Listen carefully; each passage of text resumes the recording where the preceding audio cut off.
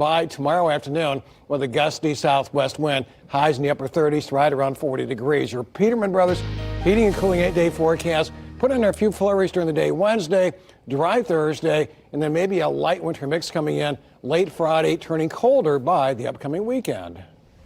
All right, Randy, thank you so much. Well, hey, you guys, he is a sprinter for Team USA Paralympic national team and is a student at Indiana State University. Yeah, and at age 13, Noah Malone developed a rare incurable disease that led to him being legally blind. But now Noah has turned his vision loss into a book right here that's inspiring us all, and also a good friend of mine right here. Now that part I did not know. Yes, and we met shortly after his trip to the Olympics, and then developed this cool little bond with him and his dad, amazing. and his dad's here in the studio with us. So I didn't know that. It's like was a little proud papa. Yeah, little mini reunion here in the studio. So yeah, it's good to see you, man, and good to catch up with you. Yeah. I mean, this is such an inspiring story. I told you before that I love the title that says "Losing Vision, Not Dreams." Thank you. Yeah, that's a big deal. I mean, and there's something I feel like that no matter what, all of us can take away from this book. Yeah. Tell us a little bit about what we can expect.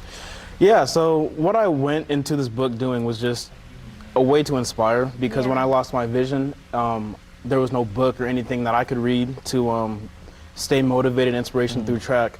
My uncle has the same vision condition as I do, so obviously I could go to him, but there was no just like platform I can go to. So I think doing this can motivate and inspire other younger athletes or people in general who may have the exact same condition or who are visually impaired.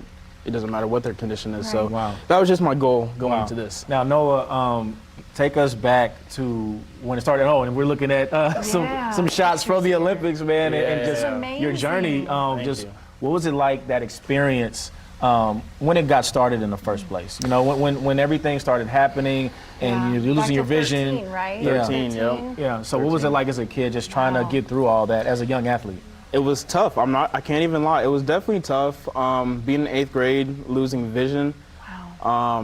You really can't even put into words, because when you're in junior high, you're learning a bunch about yourself. You're meeting new friends.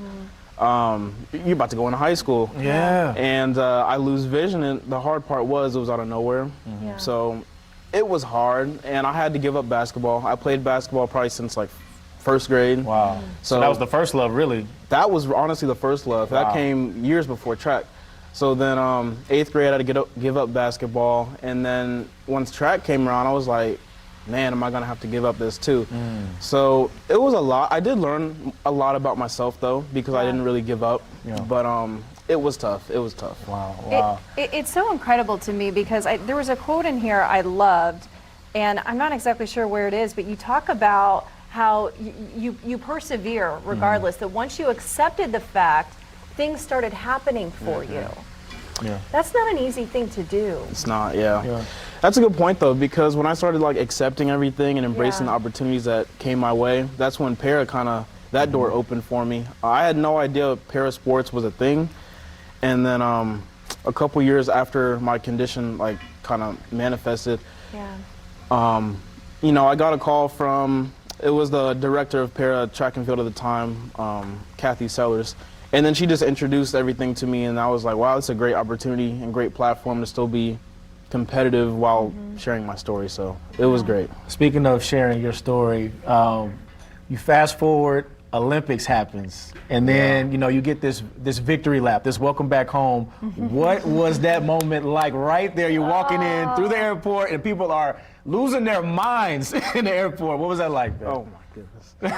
It was crazy. We were walking through walking out the terminal, I believe. Yeah, we're walking out the terminal, and then all of a sudden I hear like 40 people start clapping and screaming. I'm like, nah, it's not for me. It's not happening. I'm looking back and stuff, like, who's this really for? Who are they clapping for? And then I'm like, and then I see my mom and dad start smiling. I'm like, oh, you guys did this. Yeah. Shout out to your dad right there. Yeah. No, who's that guy? Who's that? Yeah, no, it was great, though. I've never, ever had anything like that happen. It was a great surprise, very humbling as well. All my friends there, coaches, teachers, What's it like carrying those medals around these days? That Are you too, used to yeah. it?